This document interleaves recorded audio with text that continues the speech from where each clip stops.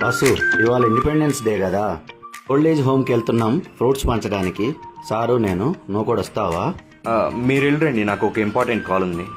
మనిషి పుట్టినందుకు దేశానికి ఎంతో కొంత సేవ చేయాలి. ఏంటి దేశ సేవ?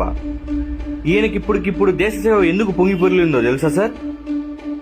అదే వృద్ధాశ్రమంలో వీళ్ళ అమ్మా నాన్న కూడా ఉన్నారు కాబట్టి. మా అమ్మ మా నాన్న ఎక్కడ ఉన్నారో తెలుసా?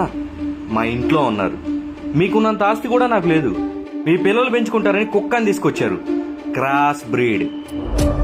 బెడ్రూముల్లో బెడ్ మీద పడుకోబెడుతున్నారు దాన్ని. రోడ్డు మీద ఉండాల్సిన ఇంట్లోకి వచ్చినాయి సార్. ఇంట్లో ఉండాల్సిన వాళ్ళు రోడ్డు మీదకి ఎక్కారు. అసలు దేశం అంటే ఏంటి సార్?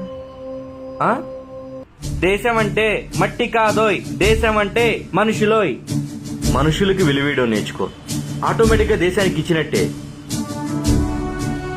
భారత్ మాతాకి జై చెప్పకపోయినా పర్లా, మీ ఇంట్లో ఉన్న మాతకి జోహార్ చెప్పకుండా ఉంటే చాలు.